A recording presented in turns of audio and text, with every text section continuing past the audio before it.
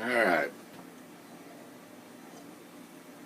Well, I've got lots of work I need to do today, but actually we're playing. I've decided this is just kind of a play day. I'm probably going to get some motorcycles out and start cleaning them up. It's a little bit, starting to warm up a little bit, although it was cold this morning, but I think our winter's over just as fast as it came. But anyway, I'm going to show you a little clip here, and it's the planer running.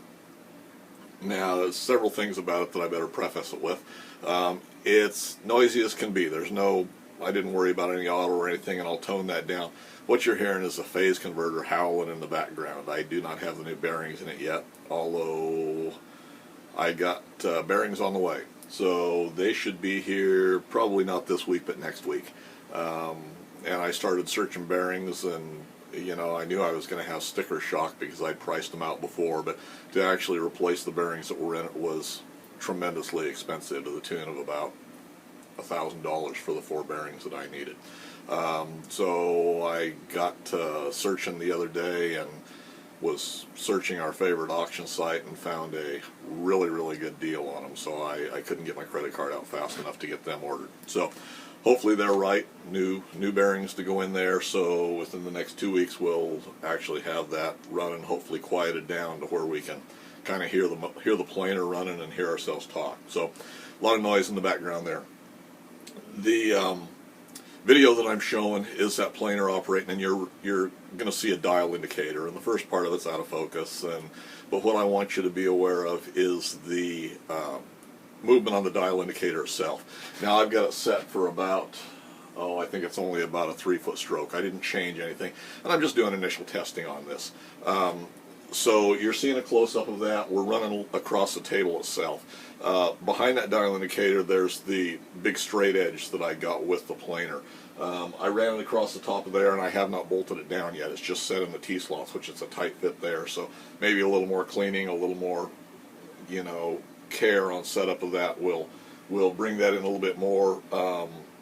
Top is off a little bit, and as I ran along the edge, it drops off on both ends of that 4-foot planer, or that 4-foot straight edge. So I've got to investigate that a little bit more, but that's what you're seeing in the background. You're going to see that video. It's gone. I'm going to leave it running real time.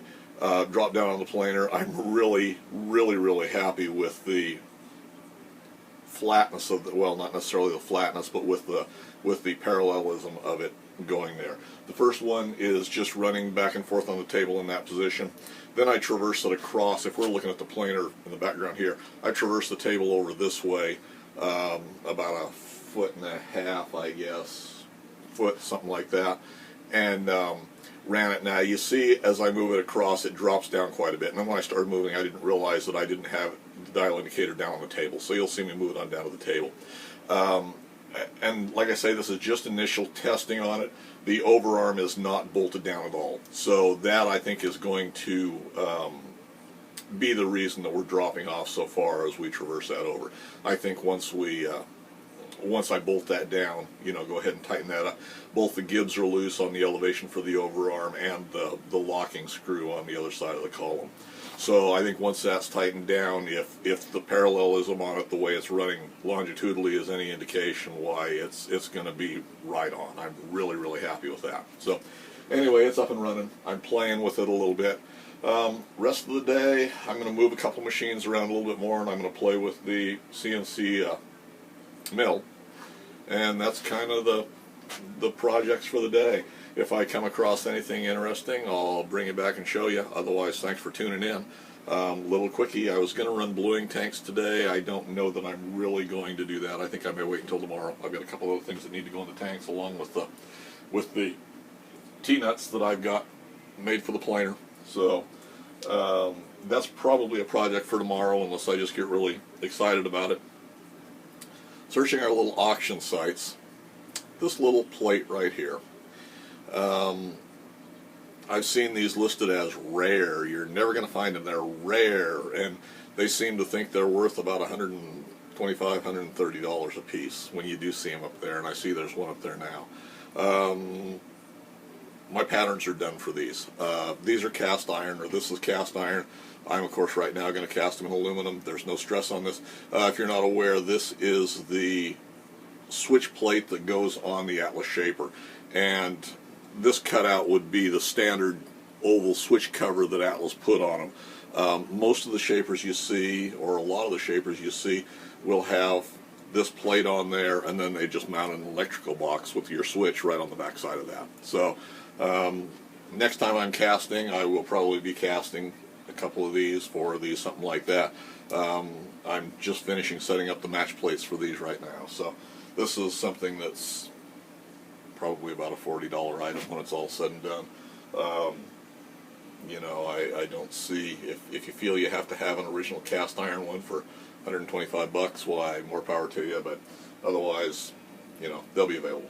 So anyway, I'll bring you back if I've got anything else. Otherwise, if you haven't hit the subscribe button, I'd appreciate it. If you find this a little bit interesting, check out my other videos.